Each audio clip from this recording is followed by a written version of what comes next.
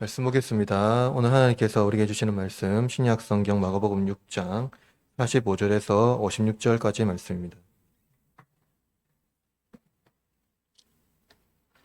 다 찾으신 줄 알고 제가 하나님 말씀을 읽도록 하겠습니다. 이것은 살아계신 하나님의 말씀입니다. 하나님의 말씀을 귀 기울여 들으십시오. 예수께서 즉시 제자들을 재촉하사 자기가 무리를 보내는 동안에 배 타고 앞서 건너편 벳세다로 가게 하시고 무리를 작별하신 후에 기도하러 산으로 가시니라. 저물 내 배는 바다 가운데 있고 예수께서는 홀로 무태 계시다가 바람이 거스름으로 제자들이 힘겹게 노 젓는 것을 보시고 밤 사경쯤에 바다 위로 걸어서 그들에게 오사 지나가려고 하심에 제자들이 그 바다 위로 걸어오심을 보고 유령인가 하여 소리 지르니 그들이 다 예수를 보고 놀람이라. 이에 예수께서 곧 그들에게 말씀하여 이르시되 안심하라. 내니 두려워하지 말라 하시고 배에 올라 그들에게 가시니 바람이 그치는지라. 제자들이 마음에 심히 놀라니 이는 그들이 그 떡 되시던 일을 깨닫지 못하고 도리어 그 마음이 둔하여 졌음이라라. 건너가 게네사렛 땅에 이르러 대고 배에서 내리니 사람이 곧 예수인 줄 알고 온 지방으로 달려 돌아다니며 예수께서 어디 계시다는 말을 듣는 대로 병든 자를 침상째로 메고 나오니 아무데나 예수께서 들어가시는 지방이나 도시나 마을에서 병자를 시장에 두고 예수께 그의 옷가에라도 손을 대게 하시기를 간구하니 손을 대는 자는 다 성함을 얻느니라. 아멘. 인생의 여정은 말로 축소할 수 없고 표현하기 어렵습니다. 그것은 누구도 원하는 대로 제어하거나 통제할 수 없기 때문입니다. 자신을 통제하고 자기 관리를 잘하는 사람은 인생의 여정을 잘 통과할 수 있다고 생각하지만 그 누구도 인생에서 폭풍을 경험하게 될진 모릅니다. 특히 큰 성공을 경험하고 그 경험한 난 직후에 큰 실패를 당하게 된다면 성공의 경험보다 실패의 상실이 더욱 클 것입니다. 우리는 물리적 고통도 어려운 일이지만 심리적 고통은 더욱더 삶을 힘겹게 합니다. 인생의 큰 고통을 경험한 사람이라면 저마다 방어벽을 세우고 고통에 맞대응할 것입니다. 제자들은 예수님께서 자기 이름으로 주신 권능을 받고 성공적인 사역을 했습니다. 귀신을 쫓아내고 병든 자를 고치고 엄청난 사역을 이루었죠. 그리고 예수님과 함께 많은 기적을 경험했습니다. 그들은 그 직전에 오병이어라는 엄청난 기적도 함께 경험했죠. 그들은 흥분한 기적을 감추지 못하고 예수님께 신나게 그 사역들을 이야기했습니다.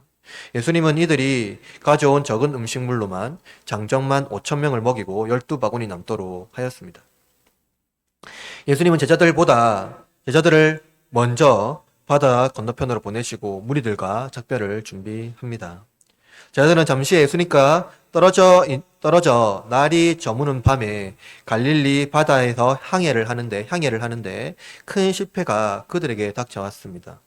예수님께서 베푸신 성공은 사라졌고 폭풍을 이기기 위하여 있는 힘대로 그들은 노를 쳤습니다. 우리는 살면서 알게 모르게 저마다의 오병이어의 기적을 경험했을 것입니다. 알지 못하지만 그러나 알게 모르게 하나님께서 주신 은혜를 경험했을 것입니다. 그러나 우리는 이내 그 은혜를 잊어버리고 삽니다. 그때 큰 성공을 경험하면 우쭐대다가 실패하면 상실감에 빠져드는 게 우리 인간이죠. 실패의 경험이 쌓이면 우리는 저마다 방어벽을 만듭니다. 자기 힘대로 상실에서 빠져나오려고 안간 힘을 쓰지만 잘 안 됩니다. 인생의 폭풍 만날 때 우리는 힘을 다해 폭풍을 피하려고 노졌지만 그럴수록 우리의 능력은 밑바닥이 드러나고 폭풍은 더 강렬하게 우리의 인생을 수렁으로 몰아넣습니다. 그때 우리는 적은 양식으로 수천 명을 먹이신 예수님을 떠올려야 합니다. 그분의 은혜를 기억하고 그분께 의지해야 합니다. 어떻게 할 수 있을까요? 방어벽을 허물고 틈새 사이로 오신 예수님께서 폭풍 중에 바다 한가운데로 오심을 믿어야 합니다. 물리적으로 인체를 가진 사람이 바다 위의 중력을 거슬러 걷는 것이란 불가능하지요. 인간의 자만심으로 자연을 초월하기란 불가능합니다. 실패를 자만심으로 극복하기 불가능한 것처럼 말이죠. 그러나 우리의 실패를 보지 않고 다가오신 예수님은 물리적으로 극복하기 어려운 실패를 은혜로 이기게 하십니다. 예수님은 폭풍 속에서 자신을 드러낼 때 그를 보고 제자들이 놀라지요. 누구입니까? 인생의 폭풍 중에 그를 만난 사람들은 대부분 다 놀랍니다. 그것은 너무나 의외의 모습으로 우리와 함께 하시기 때문입니다. 제가 오늘 여러분에게 설교하려는 목적은 이것입니다.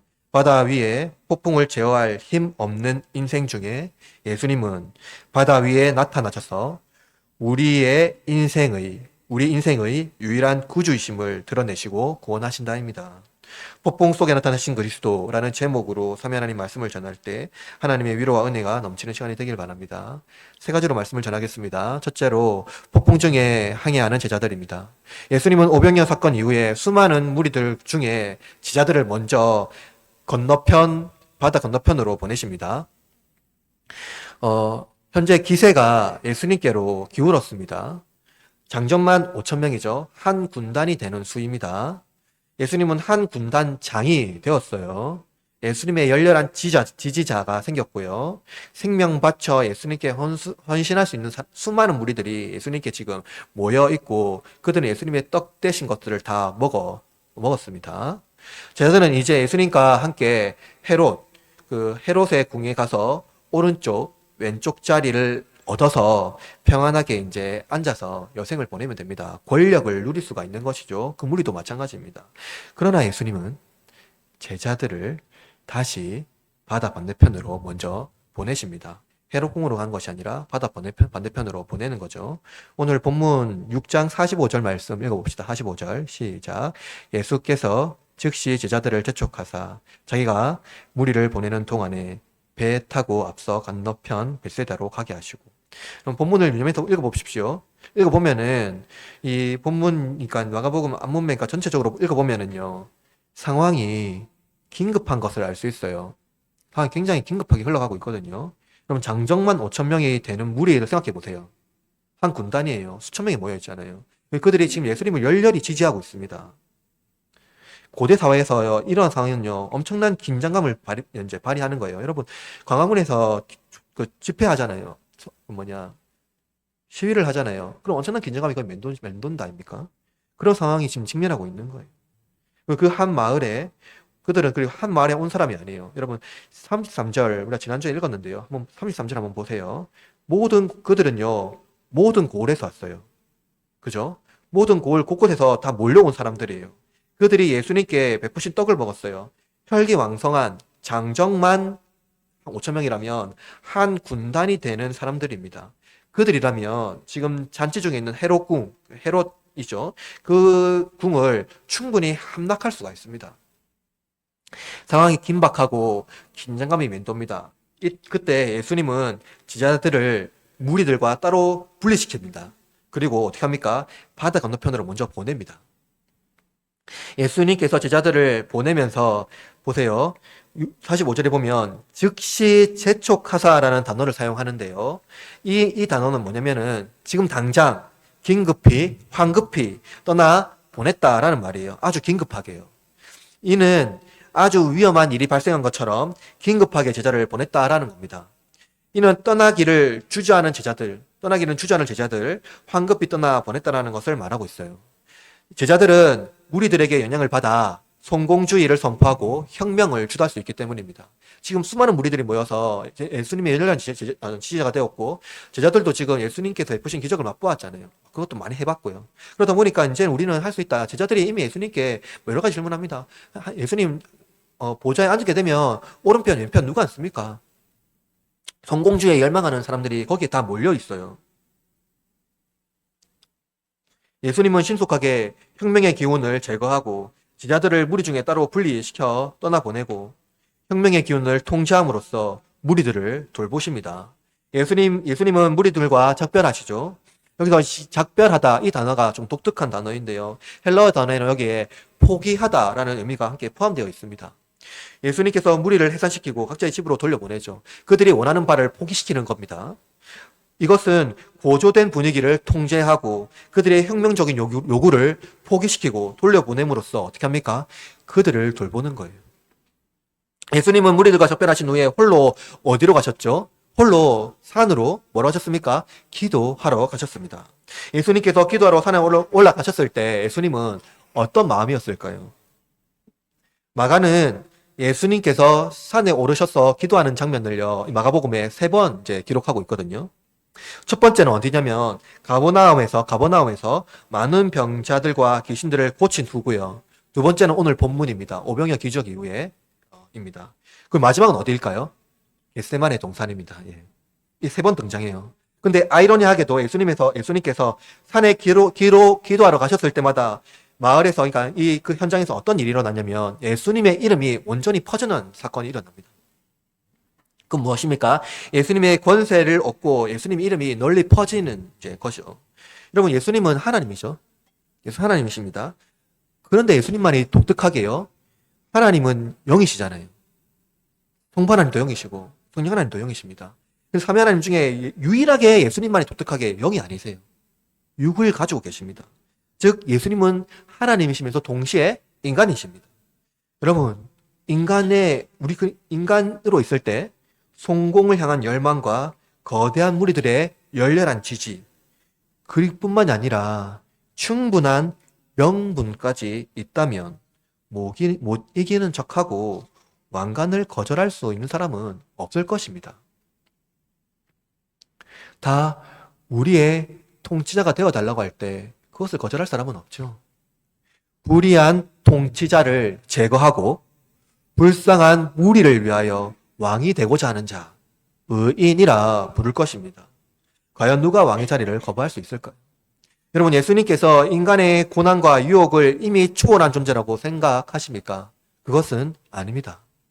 그분이 당한 고난은 우리의 고난보다 엄청나고 감히 우리가 흉내내지 못합니다. 심지어 그분은 죄가 없으시죠. 그럼 생각해 보십시오. 죄가 없는 사람이 유혹과 고난을 당할 때 그것은 죄가 있는 우리와의 고난과 유혹과 비교할 수 없는 것입니다. 그러나 그는 고난과 유혹을 이기기 위하여 어떻게 하셨죠? 홀로 산에 오르셔서 무엇을 하셨습니까? 그가 짊어져야 할 십자가를 포기하지 않습니다. 고난의 사명을 완수하도록 예수님은 끝없이 신음하고 아버지께 기도합니다. 모든 유혹을 포기하고 모든 고난 앞에 나아가는 것이죠. 신음 앞에 나아갑니다. 예수님께서 하신 그 길, 인간으로서 이기기 어려운 유혹과 결코 원하지 않는 고난을 홀로 걸어가시는 것입니다. 그는 그와 상관없는 자들, 그분의 죽으심에 감사하지 않는 자들을 위하여 그 길을 가십니다. 제자는 배를 타고 바다 한가운데 있으며 예수님은 홀로 땅 위에 산에 계십니다. 제자들이 예수님과 떨어져 캄캄한 바다 한가운데 마치 인생의 망망대해에 있습니다. 제자들은 큰 성공을 이뤘지만 예수님과 떨어져 있는 그 순간 갑자기 큰 실패를 경험하게 됩니다. 오늘 본문 48절 말씀 읽어볼까요? 48절 시작. 바람이 거스름으로 제자들이 힘겹게 노젓는 것을 보시고 밤 사경쯤에 바다 위로 걸어서 그들에게 오사 지나가려고 하시니. 여러분, 바람이요, 이 바다를 거스릅니다. 거스르다, 이것은 무엇입니까? 바람이 바다를 대적하는 겁니다. 싸우는 거예요. 폭풍에 대한 강렬한 은유입니다. 폭풍이 강렬하게 제자들이 타고 있는 배에 부딪히자 제자들은 힘겹게 무엇을 하죠? 노를 젓습니다.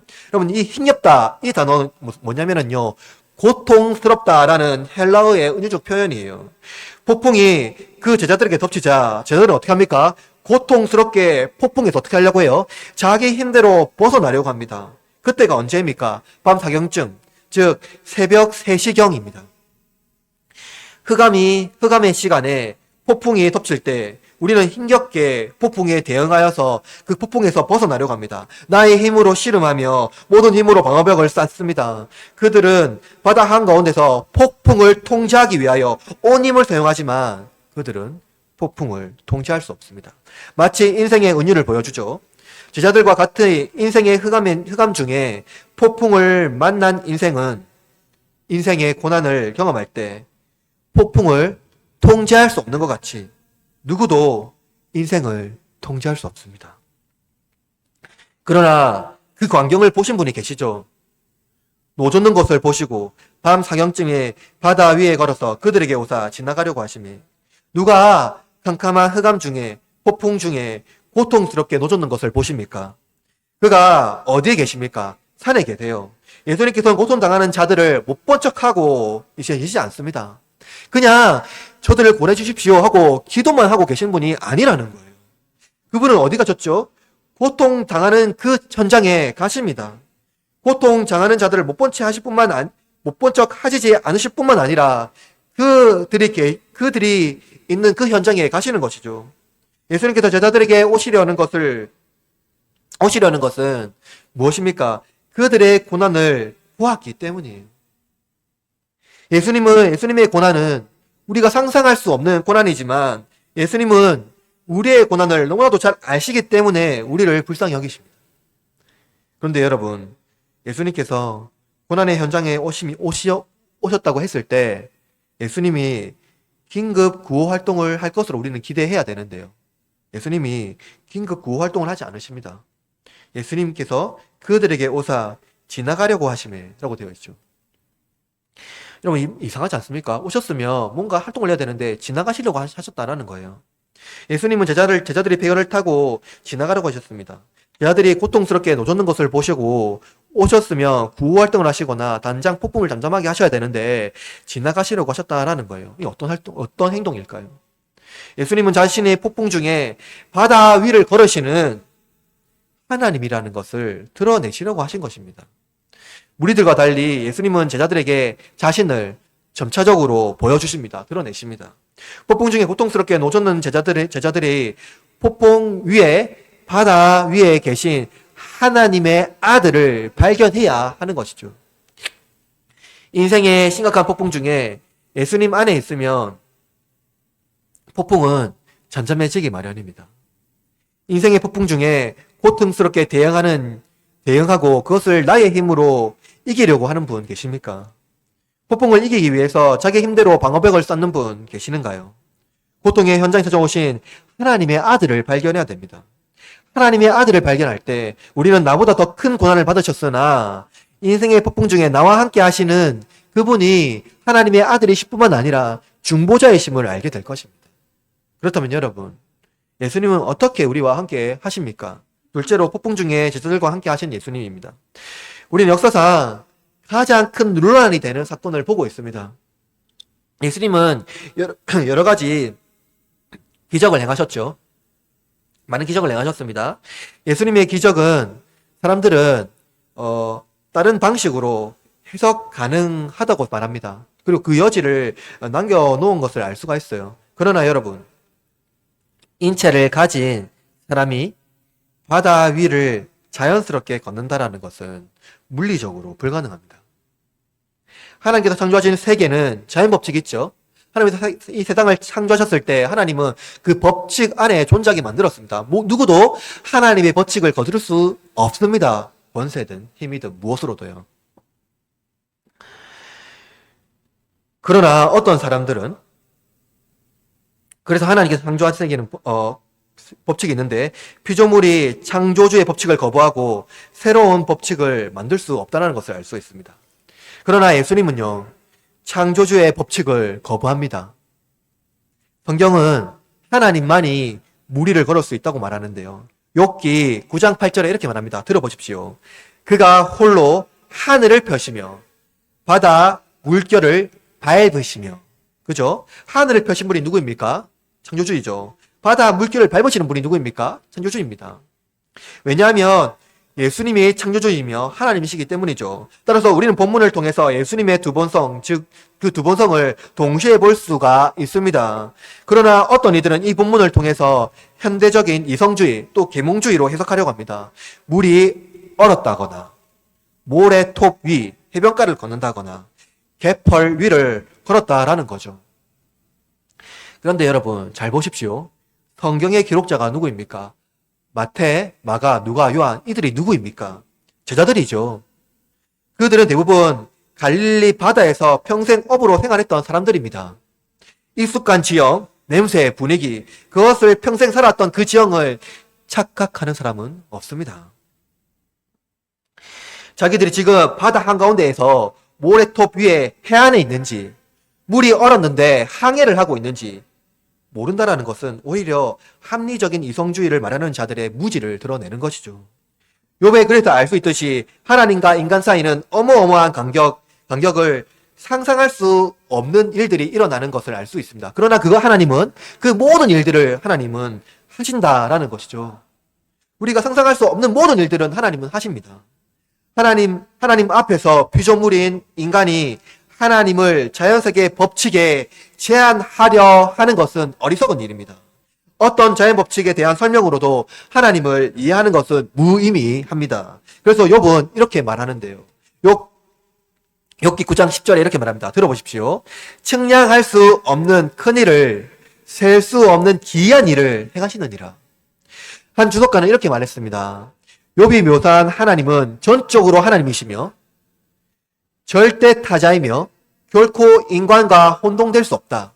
이런 관점에서 읽는다면 예수가 물 위를 걷는 것은 자연 현상으로 설명하려는 시도가 헛되다라는 것이 명백해진다. 예수님은 하나님으로서 하나님과 동일 본질이시지만 동시에 인간으로서 우리가 동일 본질입니다. 이것을 충분히 이해하는 사람은 예수님이 받은 유혹과 고난이 얼마나 극심한지 알 수가 있습니다. 여러분, 예수님은 다 할 수 있죠. 예수님은 바다 물리 걸을 수 있습니다. 예수님은 죽은 자를 살릴 수도 있고요. 하늘을 펴시며 모든 것들을 다 할 수 있습니다. 우리의 도움이 필요 없이 원하는 대로, 말씀대로, 원하고자 한 대로 다 할 수가 있습니다. 헤롯 궁에서 작은 권세를 가지고 세상을 다 가진 것처럼 우쭐대는 자들과 다릅니다. 그분은 창조주입니다. 그분이 바다 한가운데 폭풍을 만나 고통스럽게 노젓는 제자들 앞에 와 있습니다. 그러나 제자들의 반응, 예수님을 보고 유령으로 착각합니다. 소리를 지르죠. 제자들이 이성적으로 인간이 물리적으로 무리를 걸을 수 없다는 것을 감각적으로 알고 있습니다. 오늘 본문 49절 말씀을 보면 49절 시작. 제자들이 그 바다 위로 걸어오심을 보고 유령인가 하여 소리를 지르니. 여러분, 제자들이 바다 위에 걸어오신 예수님을 유령으로 보고 심히 놀랍니다. 그럴 수 있죠. 바다 위로 걸어오셨으니까요. 몸을 가진 인간이 바다 위로 걸어오는 건 불가능합니다. 그냥 영적인 존재로 이해한 거예요. 소리로 질렀어요. 제자들이 유령인 줄 착각했다고 기록되어 있는데 그것은 영적인 존재로 착각했다라는 거예요. 귀신들이 예수님 나타날 때마다 소리를 질렀습니다. 예수님을 아니까요. 제자들이 예수님을 보고 소리 지르는 것과 같은 단어를 쓰고 있어요. 예수님을 유령으로 착각한 제자들이 바다 위로 걸어오신 예수님의 모습, 그 모습을 보고 놀라지 않았을 것, 모습을 모르지 않았을 거예요. 그냥 단순히 예수님의 형상을 가진 유령으로 착각했을 것입니다. 그들은 예수님 존재 자체를 도무지 믿지 못했을 것입니다. 유령이라는 단어, 마태복음에 한 번 또 동일한 이 현상이 등장하는데요. 신약 성경에 이거 외에 동일하게 딱 한 번 더 등장하는데요. 그것은 히브리서 12장 21절입니다. 들어보세요.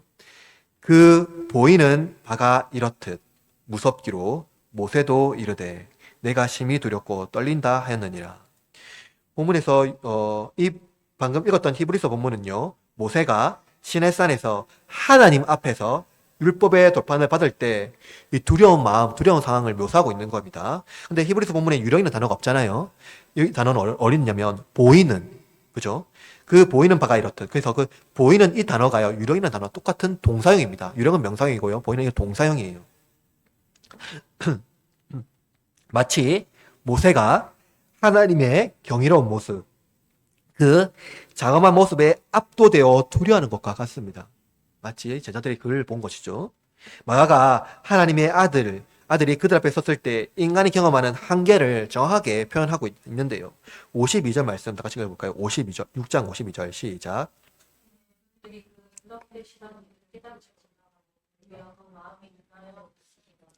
제자들뿐만 아니라 우리도 예수님이 행하신 일들을 날마다 까먹습니다.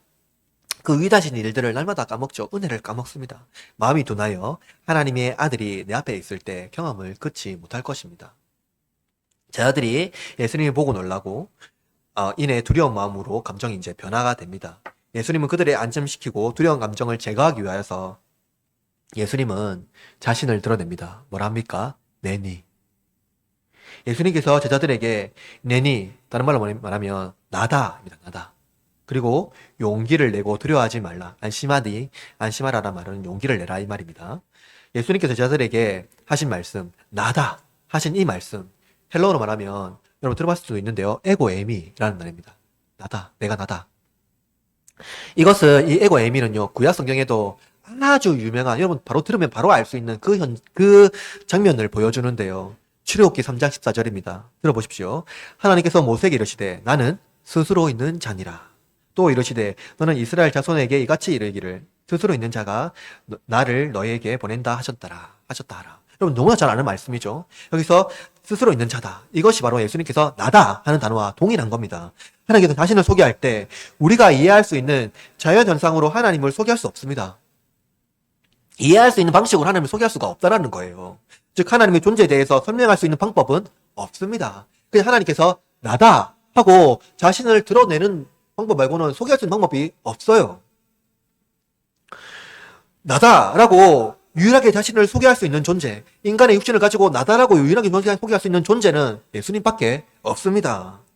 그가 자신을 드러내심으로 제자들에게 용기를 주시고 두려움을 제거합니다. 폭풍 중에 힘겹게 노젓는 제자들에게 용기를 줌으로 두려움에서 건져내는 것이죠. 배의 목적지가 본래 벳세다였는데 게네사렛으로 배가 정박합니다. 아마 제자들이 힘겹게 노젓기로는 그 장소에 도착하기 어려웠던 것으로 보입니다. 배에서 예수님께서 내리시고요. 수많은 무리들이 예수님 앞에 나옵니다. 어떤 이들은 믿음으로, 어떤 이들은 어떤 이들은 또 기적을 바라고, 또 어떤 이들은 배불리기 위하여서 예수님께 나오지만 예수님은 그들을 먹이시고 만족시키며 치유하십니다. 본문 53절, 53절에서 56절까지 마가는 예수님께서 그들에게 어떤 가르침, 기적을 베풀었다라는 기록을 하지 않고 다만 사람들이 예수님께 나와 그 옷에 손을 대니까 병이 치료되었다라는 기록만 남아져 있습니다. 이들은 병을 치료하는 것 외에 예수님께 아무것도 구하지 않았습니다. 이들은 믿음으로 구하지 않고 다만 치유를 위해서 예수님께 찾아왔죠. 그러나 예수님은 이들에게 어떻게 했습니까? 선을 베푸시고 그들에 대한 사랑을 포기하지 않으십니다. 그들은 어떠한 요구, 그들은 어떠한 생각, 그들의 어떠한 목적과 생각들을 알려고 하지 않고 그 의도를 파악하려 하지 않고 그냥 그들을 불쌍히 여기신 것이죠. 과연 그가 누구이기에 제자들의 고통과 그 사람들의 고통을 돌보실까요? 아무런 악의 없이 오직 선으로만, 사랑으로만 그들을 돌보실까요? 그가 누구이기에 그분을 이용하려는 사악한 인간들까지도 모든 선으로 대하고 사랑을 포기하지 않으실까요? 우리는 인생의 폭풍에서 나의 고통이 가장 극심합니다. 나의 고통이 가장 아픕니다. 그러나 폭풍을 만난 우리에게 오셔서 자신을 드러내시고 용기를 주시며 두려움을 극복하신 그분이 누구입니까? 나의 힘이 아니라 예수님 안에 있을 때만 우리는 고통에서 건져냄을 얻을 수가 있습니다. 그렇다면 여러분, 예수님께서 폭풍 같은 고난 중에 있는 우리의 인생에 오셔서 궁극적으로 이루려는 것은 무엇일까요? 대체로 폭풍을 뚫고 자신을 드러내신 예수님입니다. 제자들은 예수님이 없는 바다 한가운데서 폭풍을 만나 자기 힘대로 폭풍을 이기기 위하여 고통스럽게 노젓는 제자를 볼 수가 있습니다. 그러나 더욱 제자들은 힘겹게 노저을 때마다 앞으로 전진하기는커녕 벗어나기는커녕 고통만 과중될 뿐입니다. 예수님은 산에서 기도하는 중에 바다 한가운데서 폭풍을 만난 제자들에게 오셨고 그들의 배에 오르십니다. 오늘 본문 51절 말씀 읽어봅시다. 51절 시작. 배에 올라 그들에게 가시니 바람이 그치는지라 제자들이 마음에 심히 놀라니. 제자들은 이전에도 폭풍을 한번 만난 경험이 있습니다. 그때 예수님은 바람을 꾸짖더니 잠잠해진 일을 제자들은 한번 경험했습니다. 그리고 놀랬죠. 과연 그가 누구인가? 라고 했습니다. 예수님은 그 배에 함께 있음에도 그들은 예수님을 알지 못했습니다. 이번에도 예수님이 그들 중에 왔어요. 이번에는 말씀하지 않고 배에 오르셨을 뿐인데 바람이 그쳤습니다. 예수님과 떨어져 있을 때 바다 한가운데에서 폭풍을 만난 제자들이 자기 힘대로 노를 저었으나 고통을 면하지 못했어요. 그러나 예수님이 그들 중에 영접했을 때 폭풍이 멈췄습니다. 인생의 폭풍은 자기 힘대로 극복할 수 있는 것이 아닙니다. 인생의 폭풍을 이기는 힘, 사실상 물리적으로 불가능하지만 예수님 안에 있을 때 폭풍은 물러가고 샬롬이 옵니다. 평안이 찾아오는 것이죠. 제자들은 예수님 안에 있는 놀라운 능력을 이해하지 못하고 여전히 마음에 심히 놀랍니다. 제자들은 예수님을 보고 그가 자신을 드러냈음에도 불구하고 평안과 위로를 얻는 것이 아니라 오히려 마음에 심히 놀람이 떠나지 않습니다. 마가는 그 이유를 제자들의 마음이 둔하여졌기 때문이라고 말합니다. 마음이 둔하다라는 의미는 완악하다라는 의미입니다. 제자들이 예수님과 함께 있다고 해서 깨닫는 것이 아니죠. 그들도 여전히 완악합니다. 제자들은 지속적으로 외부적인 위협이 올 때마다 믿음의 위기를 경험합니다. 흔들릴 때마다 예수님이 그들과 함께 있음에도 불구하고 그들은 믿음의 위기를 경험합니다. 왜 그렇습니까? 여러분, 믿음은 저절로 생기지 않습니다. 믿음은 지속적인 자기 결단과 더불어 하나님에 대한 신뢰가 겸해야 합니다. 제자들이 폭풍 중에 심히 흔들리고 고난을 극복하지 못하는 것은 그들이 예수님을 알지 못할 뿐만 아니라 신뢰하지 못하기 때문입니다. 마가는 제자들의 영적인 무지와 더불어 불신앙의 모습으로 우리의 신앙을 다시 점검하도록 인도합니다. 여러분, 기독교와 타종교 그 사이에 가장 큰 차이점이 무엇이라고 생각합니까? 최근에 고난을 가장 잘 극복하는 종교로 불교가 부상하고 있습니다. 왜 그렇다고 생각하세요? 다른 생각도 있겠죠? 그것 중에 제가 파악했을 때는 가장 큰 것은 이거 같습니다. 불교는 인간의 잠재 능력을 믿기 때문이죠. 인간이 충분히 노력하고 애쓰면 고난을 극복할 수 있다고 말합니다. 이것은 무엇이냐면 사물에 대한 인식을 바꾸고 인생에 대한 의미를 전환하면 초월자가 될 수 있다고 말하는 것입니다. 인간의 내면에 잠재의식이 충분히 가능하다고 말하고 있죠. 사람에 대한 인간의 잠재의식이 강력한 능력을 발휘한다고 생각합니다. 사실은 이러한 생각은 모든 사람이 좋아합니다. 왜냐면요, 나도 할 수 있다라는 믿음을 가지게 하기 때문이죠. 나도 내 안에 있는 힘으로 충분히 극복할 수 있다. 내가 나를 믿으면, 나를 의지하면 나는 가능하다 하는 어떤 동기부여도 가능하기 때문이죠. 역사상 위대한 철학자들도 인간의 잠재 능력이 고난을 극복할 수 있다고 말합니다. 환경의 문제가 아니라 마음의 문제이며 마음의 문제는 환경을 극복할 수 있는 힘이 있다고 말하기 때문이죠.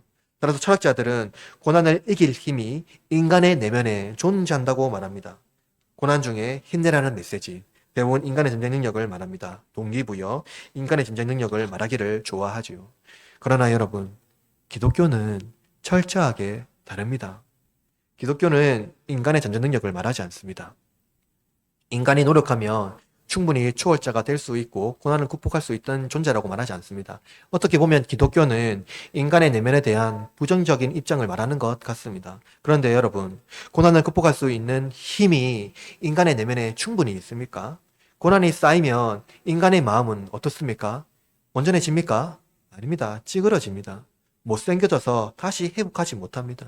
오히려 세상을 비관하고 고통만 과증될 뿐입니다. 인간에 있는 자부심, 그것은 역경과 좌절 속에 철저히 방어벽을 쌓고 이길 수 있다는 자만입니다.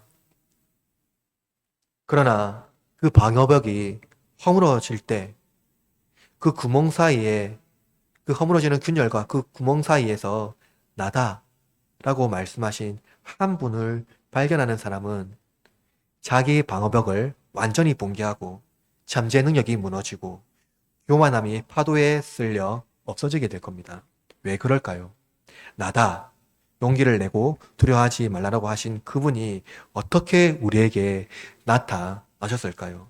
마가는 예수님이 그리스도시며 유대인의 왕이라고 고백할 때 십자가에 달리신 바로 그분이 비로소 자신을 드러냈음을 기록합니다. 어디서요? 십자가에서. 예수님은 우리가 당한 인생의 모든 고난보다 말할 수 없을 정도로 고난을 당했습니다. 예수님은 자기를 사랑하는 사람을 위해서 십자가에 달리지 않았습니다. 예수님은 모든 비난을 받았고 혐오와 중상모략 그리고 배신과 버려짐을 당했습니다. 그러나 아무런 변명이 없으셨고 원수를 위해서 십자가의 길로 가셨습니다. 폭풍이 휘몰아치는 바다 한가운데 우리는 나의 고통이 너무나도 극심해서 힘겨워할 때 예수님은 내가 감당하지 못하는 경험을 경험하신 것이죠. 예수님은 자신의 죽음 때문에 감사하고 위인이고 의롭다고 말하는 사람들을 위해서 죽은 것이 아니라 저주하고 욕하고 핍박하는 자를 위해서 죽으셨기 때문이죠. 예수님은 내가 감당하지 못하는 고난을 경험했습니다. 여러분, 누가 나의 고통을 알까요? 나의 고난을 알까요? 아무도 나의 고난을 안다. 하나님조차도 내가 이렇게 힘들어하는 거 하나님 모를 거야. 하나님 과연 나를 어떻게 할까? 하고 생각하는 분 있습니까? 배신과 조롱, 중상모략, 공황장애, 왕따, 내가 생각할 수 없는 수치 누가 알겠습니까? 그러나 여러분, 나다 라고 자신을 드러내신 그분이 당신의 고통, 모든 고통, 몸소 경험하심으로 우리의 고통을 압니다. 여러분 중에 여러분을 위하여 대신 죽어야 한다면 여러분 죽을 수 있겠습니까? 만약 누구를 위하여, 다른 사람을 위하여 죽어야 한다면 죽을 수 있을까요? 대신 죽는 것 어떤 일입니까? 우리는 아주 가끔 숭고한 희생을 봅니다. 숭고한 희생이 있죠. 그런 경우가 있습니다. 숭고한 정신으로 그러한 희생을 하는 사람들이 종종 있습니다. 그러나 그들은 역사적으로 칭송을 받습니다. 높임을 받습니다. 높이 칭찬받고 의인이라 칭을 받습니다. 그러나 당신의 죽음을 저주하고 비난하고 쓰레기처럼 상대하는 자들을 위하여 죽는 사람은 없습니다. 감사해도 죽기란 불가능합니다. 나의 자녀라도 너무나도 큰 용기가 필요하죠. 그러나 감사하지 않는 자들을 위하여 자기 생명을 죽음으로 대신하고 그들에게 선을 베푸고 사랑을 포기하지 않는 것은 인간이 할 수 있는 일이 아닙니다. 그러나 예수님이 바로 그 일을 하신 것이죠. 아까 읽었던 욥기 9장 10절 말씀 다시 읽어드릴게요. 측량할 수 없는 큰 일을, 셀 수 없는 기이한 일을 행하시느니라. 깨닫지 못한 자들을 위하여 포기하지 않는 하나님의 사랑은 그가 인간이 되심으로 이루십니다. 제자들이 바다 한가운데 예수님을 발견하고 그들 그럼에도 심히 놀란 이유는 무엇입니까? 예수님께서 나다 라고 하셨을 때 너무나 의외의 모습으로 오셨기 때문이죠. 그 모습은 십자가의 예수님입니다. 기독교를 제외한 종교는 나의 힘을 믿으라, 잠재의식을 의지하라고 말합니다. 너의 힘으로 방향을 높이 쌓고 자기 힘을 믿을 때 세상은 바뀐다고 말합니다. 그러나 그럴수록 인간의 죄는 쌓입니다. 인간이 자신의 힘을 의지할 때 심연의 고통에 벗어날 수가 없습니다. 우리의 신앙은 십자가의 예수님 발견할 때, 나다 하신 그분을 발견할 때 비로소 깨닫게 됩니다. 그분이 하나님의 아들이라는 것을 알게 되지요. 우리를 위하여 행하신 그 큰 일을 심히 놀라지 않을 수가 없게 됩니다. 왜냐하면 그는 모든 것을 자기 뜻대로 할 수 있는 하나님의 아들이기 때문입니다. 자기 뜻대로 할 수 있는, 그가 십자가를 짊어지도 안 해도 되는 분이 짊어졌기 때문이죠. 혹시 여러분 중에 예수님이 십자가에서 하나님의 뜻을 이뤘기 때문에 하나님의 보좌의 우편에 앉을 수 있게 됐다고 생각하는 분 계십니까? 십자가에서 죽으셨기 때문에 영광 받았다고 생각하시는 분 계신가요? 오랫동안 교회를 다녔지만 예수님을 잘 모르는 성도들이 종종 있습니다. 심지어 목회자 중에도 그런 분들이 있습니다. 여러분, 예수님은요, 이 땅에서 행하신 일 덕분에, 그러니까 하나님의 말씀에 순종했기 때문에, 우리를 구원하셨기 때문에 영광을 받으셨다라고 생각하는 분이 있는데 전혀 그렇지 않습니다. 그는 우리를 위하여 죽지 않으셨다고 하더라도 그가 하나님의 아들이라는 사실은 변함이 없습니다. 그가 우리를 위하여 죽지 않으셨다고 하더라도 그가 창조주라는 사실은 변함이 없습니다. 그가 우리를 위하여 죽지 않으셨다고 하더라도 그가 원래 계셨던 하나님 보좌 우편에 앉지 않으려는 법도 없습니다. 무엇입니까? 이것이 예수님이 가장 위대한 방법이죠. 여러분, 우리는요, 영광을 얻기 위해서 종종 그 일을 할 수 있어요. 충성을 받기 위해서 종종 그 위대한 일들을 할 수가 있습니다. 그러나 아무런 대상 없이, 아무런 보상 없이, 아무런 영광 없이 그 일을 하기란 불가능하다는 거예요. 예수님만이 할 수가 있습니다. 그가 우리를 위하여 고난을 당하셨고 우리의 고난을 모르지 않기 때문에 우리를 위하여 기도할 수가 있는 것입니다. 그래서 여러분, 우리가 예수님 앞에 나아갈 때 우리는 예수님 앞에서, 오직 예수님 앞에서, 마리아가 아니라 오직 예수님 앞에서 모든 고난을 위하여 기도하고 심지어 예수님 앞에 토해내는 심정으로 상하는 마음을 말할 수가 있습니다. 하나님, 어떻게 이럴 수가 있습니까? 라고 토해낼 수 있는 것이죠. 폭풍 중에 힘겹게 노젓는 여러분, 폭풍 중에 이제 그만 포기하고 싶은 여러분, 십자가에서 당신을 향하여 피와 물을 쏟으신 예수님을 바라보십시오. 그리고 이제 방어벽을 허무고 자만심을 포기하고 잠재 능력이 아닌 나의 힘으로 되지 못함을 인정하고 예수님 앞에 나아가 엎드리시기를 바랍니다. 폭풍 중에 바다 한가운데서 그가 당신을, 저와 여러분을 만나 주실 것입니다. 자기 힘을 포기할 때 처음에는 괴롭고 두려울지라도 비로소 그때 나와 함께 하시는 예수님을 발견하게 될 것입니다. 그분의 십자가가 얼마나 감사한지 알게 될 것입니다. 모든 것을 이루실 수 있는 하나님의 아들, 죄가 없으신 하나님의 아들이 나를 위하여 십자가의 고난을 받았다는 사실을 비로소 알게 될 때 우리는 고난 중에 그리스도 안에서 샬롬, 평안을 누리게 됩니다. 그리스도 안에서 누리는 평안을 경험하게 될 것입니다. 그와 우리와 같이 되셨고 상상할 수 없는 고난을 받으셨지만 아버지를 신뢰함으로 순종하셨고 고난 중에 십자가의 길을 걸으셨습니다. 그가 우리의 고난을 아시고 우리를 위하여 기도하십니다. 우리는 고난 중에 나의 힘을 의지하지 않고 노를 버리고 예수님이 신뢰하신 아버지 앞에 나갑시다. 그분을 신뢰합시다. 그분의 섭리에 순종하고 하나님의 뜻이 이루어지기를 기도하시기를 바랍니다. 성령님께서 당신과 함께 인생의 씨름을 싸울 것이고 친히 우리의 고난을 아시는 분이 기도할 바를 알게 하시고 더욱 하나님을 신뢰하도록 인도하실 것입니다. 인생의 폭풍은 나의 잠재 능력이 아니라 그리스도를 만나면 해결됩니다. 말씀을 마무리합니다. 사랑하는 흐르는 교회 여러분, 우리는 오늘 본문의 말씀을 통해서 고난 중에 함께 하시는 예수님을 만났습니다. 인생한 거대한 폭풍 중에 제 아들에게 나타나신 예수님, 그는 너무 낯선 모습으로 우리 중에 임하십니다. 지금도 우리와 함께 하십니다. 하나님은 우리가 상상할 수 없는 일을 하시는 분이죠.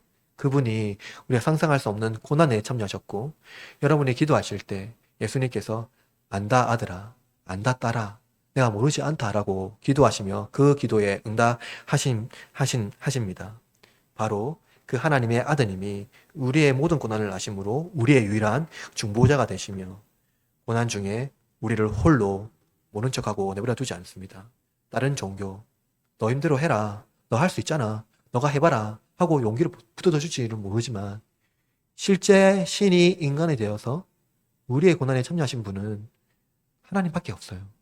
그분밖에 없습니다. 그분만 의지하십시오. 나에 있는 내면을 철저하게 붕괴시키고 방어벽을 붕괴시키고 하나님을 의지할 때 우리는 그때 겸허한 바다 위에 서신, 폭풍 위에 서신, 내가 폭풍의 한가운데 서 있는 그 현장에 나를 찾아오신 바다하신 예수님을 발견하게 될 것입니다. 사랑하는 여러분, 이제 한 주간을 살아갈 때 예상하지 못한 폭풍이 찾아오더라도 방어벽을 높이 쌓지 마시고 예수님을 의지합시다. 그분의 고난을 기억합시다. 그때 고난 중에 평안과 감사가 터지게 될 것입니다. 그리스도께서 제자들에게 하신 말씀, 용기 내고 두려워하지 말라. 이 말씀이 우리의 삶의 현장에 지속적으로 일어날 것입니다. 한 주간 말씀 가운데 승리하며 고난 중에 우리와 함께 하시고 우리의 중보자 되신 예수 그리스도를 의지하며 그분의 십자가의 능력을 신뢰하고 믿음으로 고백하며 승리하는 흐르는 장로교회 공동체 되기를 주님의 이름으로 축원합니다. 아멘.